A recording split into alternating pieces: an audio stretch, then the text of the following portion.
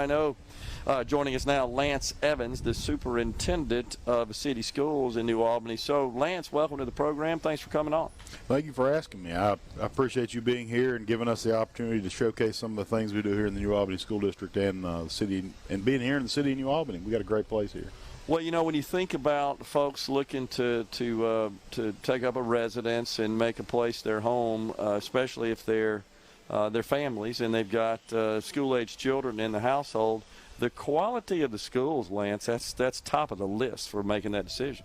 Yes, sir, it is. We're very lucky. We have a outstanding city, outstanding community, great teachers. You know, they're the ones that make it all happen. You know, I always say it doesn't matter what you know, it matters what you can convince somebody to do. And we're very lucky to have the teachers and the students that we have, and have the support we have from our city and parents, and not just the New Albany City School District, but also the Union County School District. You know, you have two very highly rated academic school districts here in North Mississippi.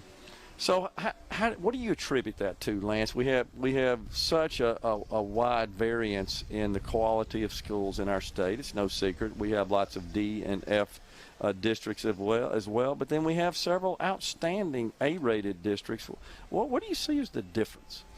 I think it's just kind of based on the different communities, and we all have different struggles across the state, just depending on where it is, and that's a tough one to answer. You know, I would say that we do the best we can do, and push our kids, and our people do a great job, and we're just lucky to have the situation that we have. You know, here.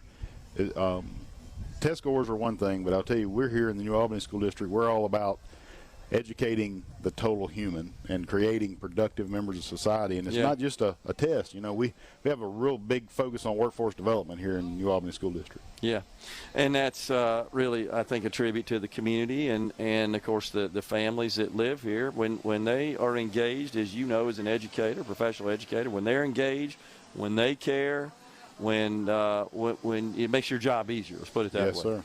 It sure does, and that support of the parents and support of the community, we couldn't ask for more community support here.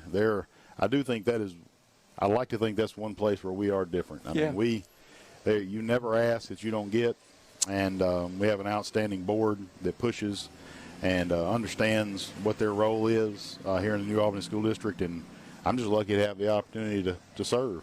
Yeah. What about your facilities, Lance? How are you doing there? Yes, sir. We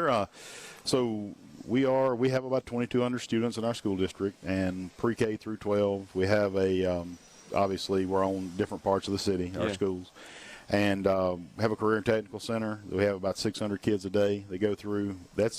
We serve also the students from the county school district in our career and technical center, and we're currently about 6 years ago, we made a transition to, or an inclusion, if you will, not a transition, to start focusing on the workforce development and the career ready piece. You know, you hear college and career readiness, and people use them synonymously, but they're actually two separate things that complement one another. Right. We have a great career and technical center, but we're in the process of building an advanced innovation center that think of it as a career and technical center kind of on steroids, if you will. Much more involvement from industry. We've really, in the past 9 months to a year, expanded a partnership with Toyota. State legislature has done a great job for us. Our representatives here, Mr. Sam Creekmore is our member of our House of Representatives. He and several other people, Mr. Massengill, who I see over here next to me, and Mr. Donnie Bell, and I hate to start naming names because there's so many, Mr. Steverson. There, so many of them have helped us over the years, and actually they helped us get a $2 million appropriation for the beginning of our work, and then we've also had another big influx from ARC, and with a grant we got there, so all the site work is currently underway out there right now, and the next phase is the inside of the building. Right.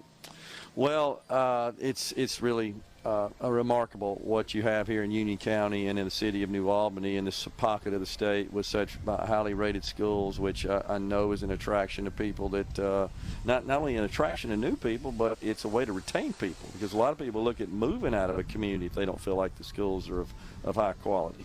They do, and that's very sad when that happens. Yeah. You see that decline in population, and they're here we're very lucky because we do maintain that population, and we continue to grow, and it has it's paid dividends. You know, that I call it that value added piece. You Sure. know, from a workforce standpoint, we formed a consortium with our county, and we now have 8 career coaches that we have here.